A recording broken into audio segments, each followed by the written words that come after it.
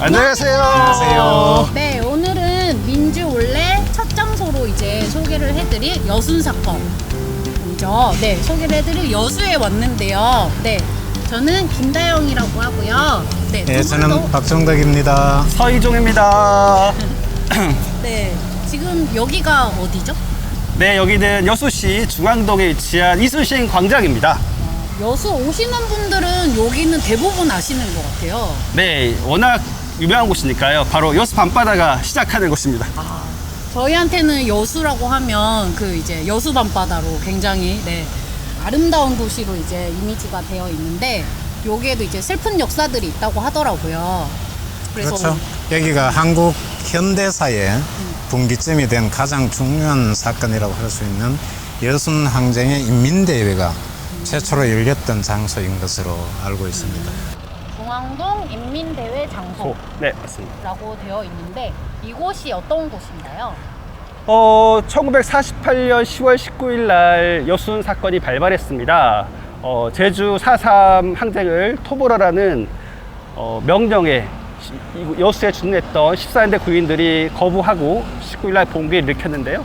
봉기를 일으키고 나서 다음날 새벽, 그러니까 20일 새벽에 여수를 다 점령하게 됩니다. 그리고 점령하고 나서는 자기들의 봉기의 정당성을 이제 시민들에게 알리려고 인민대회, 지금 우리말로 하면 시민대회 이런 거를 개최하게 된 거죠.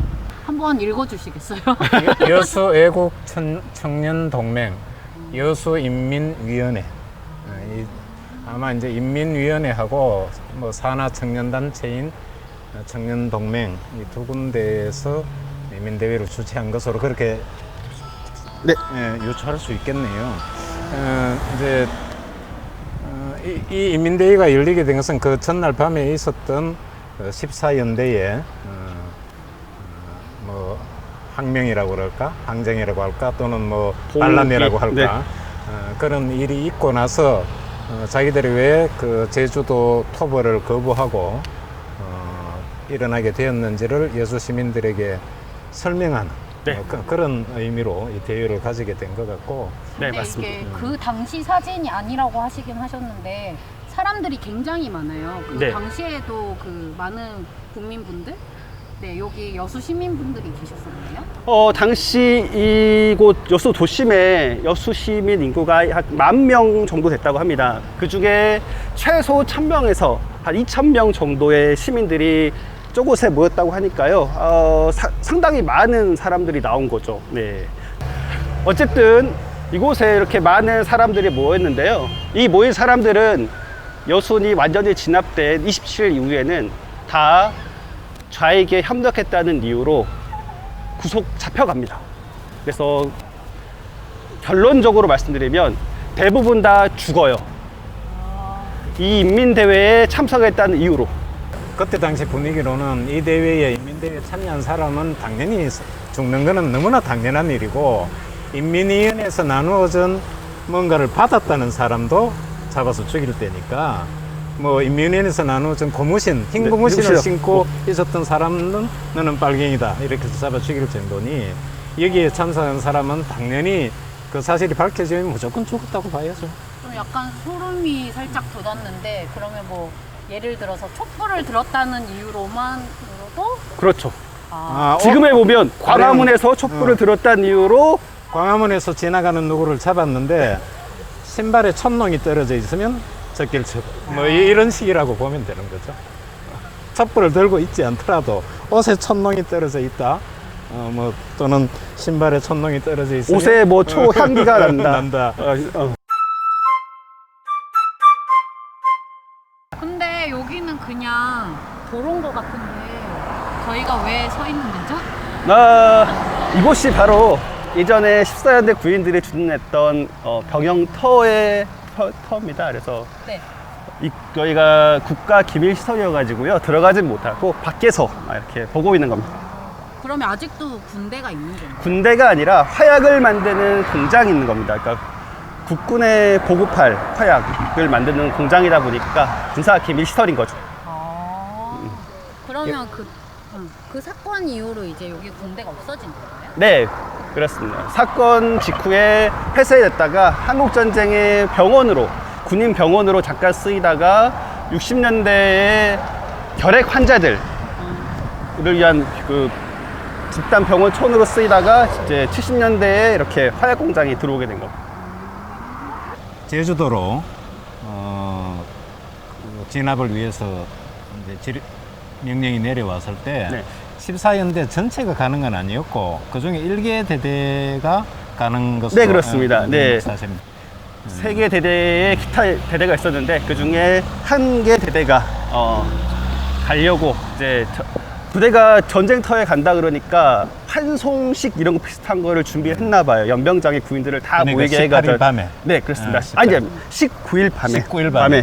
네, 19일 저녁 8시, 7시경에 뭐 식사 후에 모아놓고 가니까 조심 하냐고 환영식이라는 환송식을 이제 준비하는 과정에서 이제 일부 하사관 그룹들이 주도를 해가지고 군인들이 우리는 동포를 죽일 수 없다면서 여순 사건이, 여순 항쟁이 발발하게 된 거죠.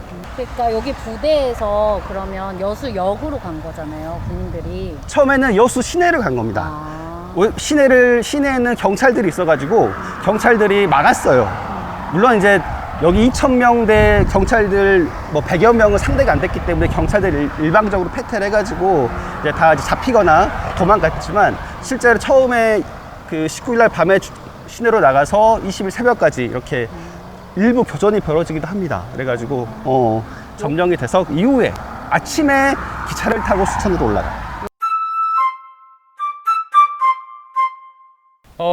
이곳에서는요 여수 시민들이 14연대 군인들, 봉기군, 좌익에게 협력했는지 심사를 하던 곳이었습니다. 당시 표현으로는 부역자 심사라고 했는데요. 우리가 흔히 아는 이제 부역, 중세 봉고 시대에 이제 농번기 때 성을 쌓거나 하는 부역이 아니라 영모 역자를 써가지고 영모를 도운 사람이라는 표현으로, 그러니까 한마디로 영모자죠. 그런 심사를 한 장소입니다. 처음에 말씀드린 부역자 심사는 그렇게 오래 걸리지 않았어요. 부역자 심사는 이 중앙초등학교, 당시 이름으로는 종산국민학교라고 불렀는데, 학교에서는 학교뿐만 아니라 서초등학교, 서국민학교, 북국민학교, 남국민학교, 뭐 공설운동장 등등에서 넓은 공터가 있는 장소라면 주변에 있는 주민들을 데리고 와서 심사를 했어요. 예, 그러다가 이제 심사를 하고 나서 그 중에 이제 적극 혐의자라고 분류된 사람들을 별도로 이곳에 모은 거죠. 11월 달에. 그래서 한 달 반 정도 여기서 수감을 했는데요. 물론 그 중에 이제 직결 처형되기도 하고, 결국 이제 어쨌든 군사재판을 받긴 받았어요.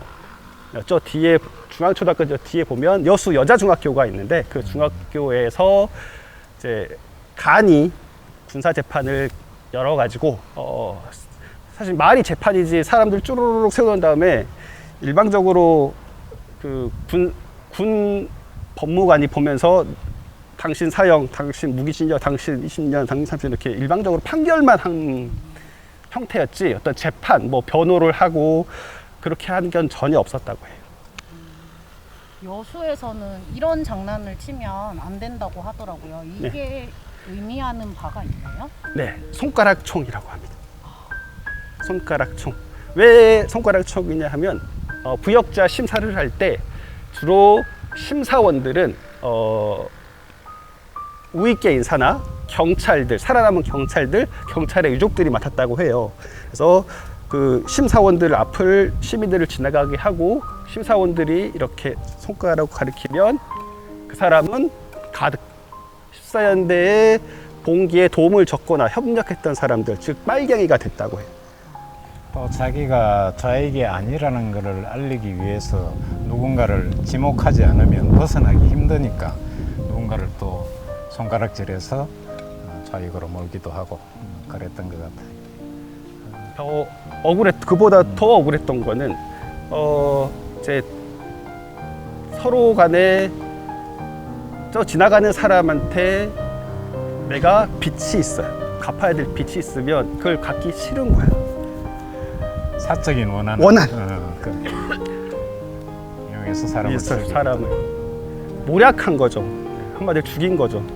여기가 당시 어쨌든 부역자로 분류되었던 사람 2,000명 가까이를 네. 수감했던. 네. 교실에 가두고 고문을 하면서 이렇게 자백을 받아내고 그랬다고 합니다. 뭐 이 근처에서 직접 처형을 하거나 그러진 않았나요? 이 뒤에 지금 중앙관이라고 실내 체육관이 있는데요. 그 뒤에 보면 예전에 배수로, 이제 또랑이라고 하는 배수로가 쭉 이어졌는데 그 앞에다가 또랑을 깊게 파가지고 그 앞에서 직결 처형을 했다고 합니다. 특히 김종원이라고 하는 이제 부산의 5연대 일대 대장이었던 김종원 대위가 그 백두산 호랑이라고. 맞습니다. 백두산 호랑이 김종원 대위. 그 사람이 이곳에서 일본도로 사람의 목을 쳐서 죽이는, 참수를 해서 죽이는 악랄한 만행을 벌였다고 합니다. 근데 어떻게 이렇게 초등학교에서 그런 일들이 자행됐다고 들으니까 조금 더 마음이 아픈 것 같아요. 네. 여기가 바로 그 또랑이 있던 짜장면. 네. 근데 여기가 이제 배수로를 공사를 해가지고 다 이렇게 작게 보이는데요. 실제로 내전에는 약간 큰 또랑이었고 더 크게 팠답니다, 일부러. 그래가지고 총을 탕탕탕탕탕 총살시키고 이제 거기에 3일짝 안배장했다가 밤에 트럭에 태워서 보내기도 하고. 여기 제보가 있어서 한번 파본 적은 있는데. 네네. 요거는 발견하지 못하고 못했다고. 다른 확인할 좀 확실한 증거는 되지 않는 다른 유품으로 보이는 거는 일부 나온 거는 있었다. 교복, 탄 교복 옷감, 그다음에 단추 이런 것들이 일부 나왔다고 해요. 김종원 대위가 여기서도 사람을 정말 많이 죽였지만 더 많이 죽였던 곳은 섬에 들어가서였어요. 섬에서도 큰 여수에는 섬이 정말 많거든요. 그중에 큰 섬들마다 가가지고 사람들을 끌어와서 또 일본도로 참수를 하는데 얼마나 사람을 많이 죽였고 했는지 여수 사람들은 백두산 호랑이가 오면 우는 아이도 울음을 그친다라고 말이 전해질 정도로 정말 악명을 떨치고 갑니다. 여수 당시 시내에서는 당시 그 김종원이가 가장 악랄하게 그 사람들을 죽인 네. 그 군인으로 이름을 떨쳤던 그렇죠. 모양이죠. 예.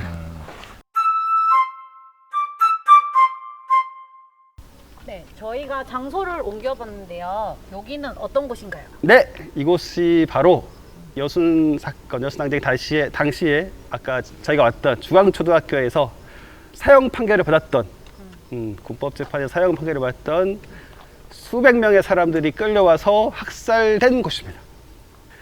3차 군법재판이라고 하는데요. 정확한 차수는 좀 왔다 갔다 합니다만 어쨌든 100여 명, 최소 100여 명 넘는 사람들을 49년도가 초에 끌고 와가지고 여기서 학살을 하고 안매장을 했다고 합니다. 그리고 이쪽에 보면 저쪽 저희가 이렇게 들어오는 입구 네. 쪽에 보면 현수막이 하나 걸려 있는데 네, 그렇죠. 올해 초에 순천 법원에서 이제 장완봉 선생님이라고 당시 희생됐던 희생자입니다. 왜 이분 세 분에 대해서 재심을 했어요.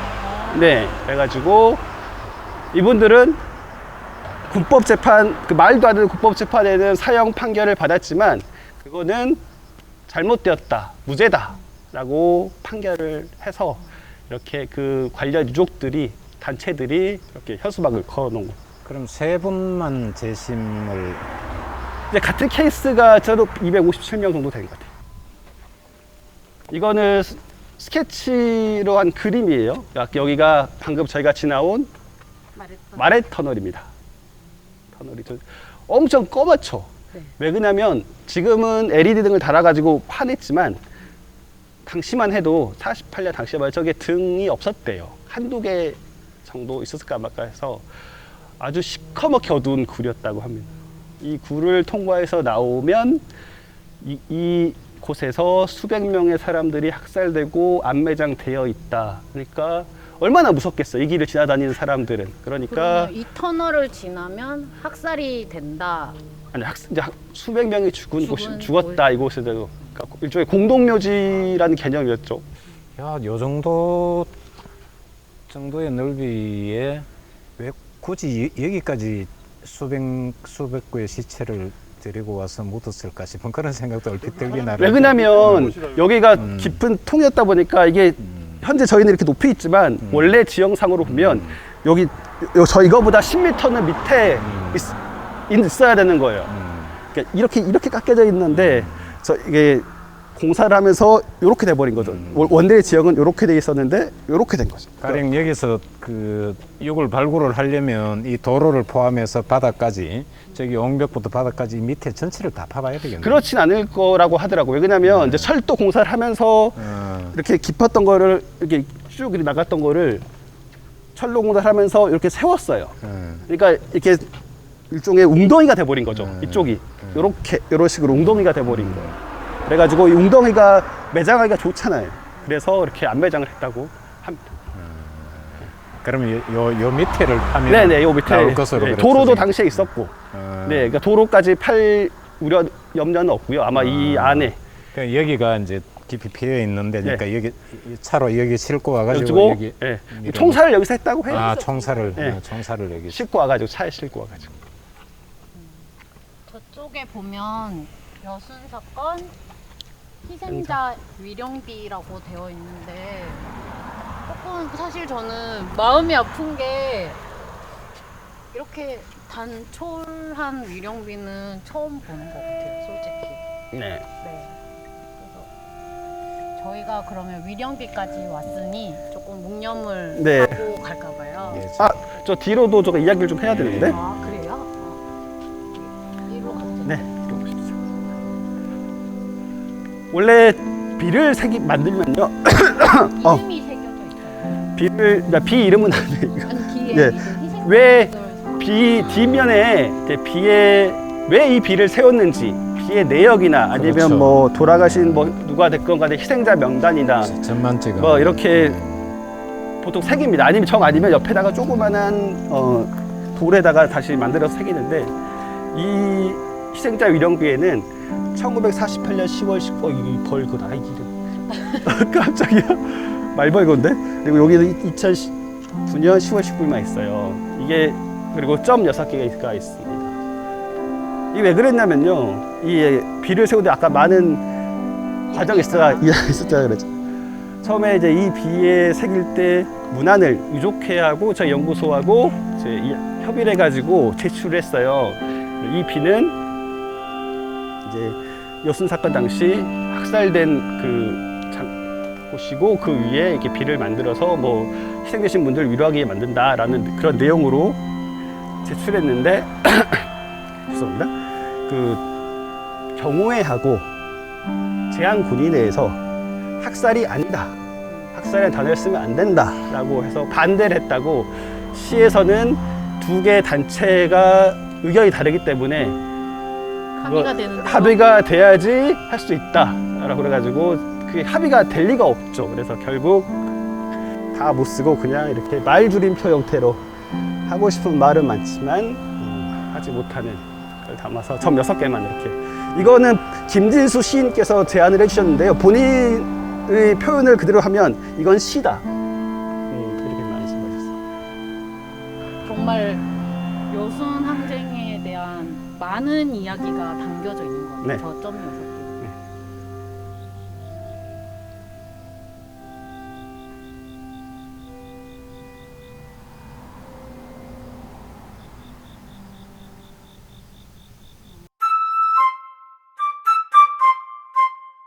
네, 저희가 위령비를 지나서 만성린 형제묘로 왔는데, 네, 여기는 또 어떤 곳인가요?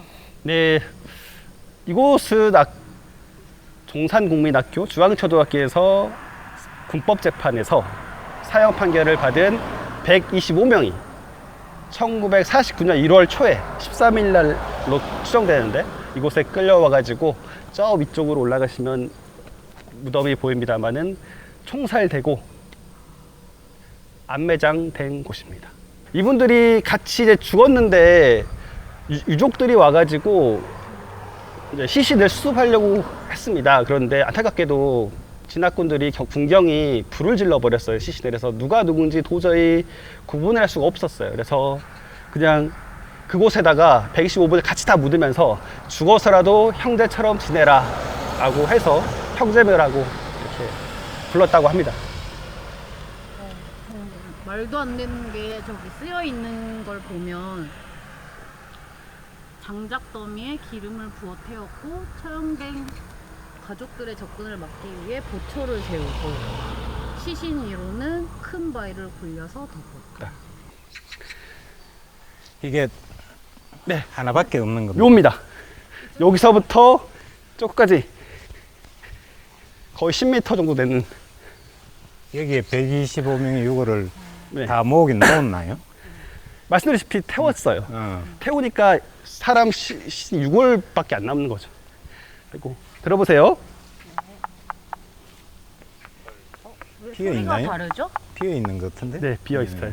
정확하게 표현하면 원래 형제묘 비를 만들 때는 요만한 크기로 만들었어요. 네, 그리고 뒤에다가 이제 이 왜 이 비를 만들었는지 내용들을 썼어요. 그래서 아까 저기 우리 표지판에 봤던 뭐 비슷한 내용, 같은 내용은 아닌데 비슷한 내용으로 쭉 썼어요. 그런데 여기에 3형제가 묻혀 계시는데 그분의 아들, 조카 분이 이 판을 3개를 갖고 와서 덮었어요. 양쪽이랑 뒤쪽을. 왜? 우리 아버지는 빨갱이가 아니에요 라고. 그래서 이거 뜯어내면 그 썬 내용이 그대로 나와 있어요. 근데 그분이 그 육군이 아직 살아계시고 그래서 그냥 그대로 두고 있는 거예요.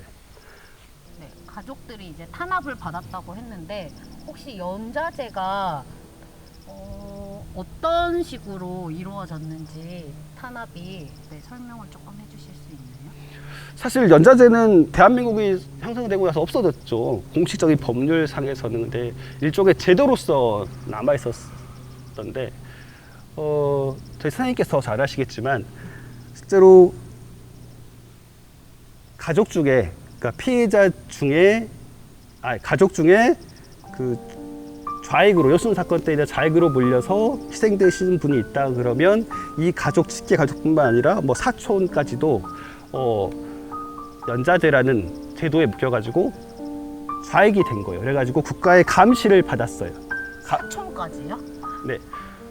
이 사람들이 사회생활을 할 때 뭐 공무원이 된다든가 선생님이 된다든가 군인이 된다든가 법조인이 된다든가 뭐 이런 것들에 대해서 거의 접근을 제한받았고, 그래서 정말 막노동, 힘든 정말 뱃일이라고 하는 정말 힘든 일들, 그런 일들만 허락이 됐지 이런 좀 화이트 칼라라고 흔히 말하는 그런 이 직종에서 일하려고 하면 거기에 대해서 접근 자체를 엄청 제한받았어요. 한국에서 국가보안법이 만들어진 게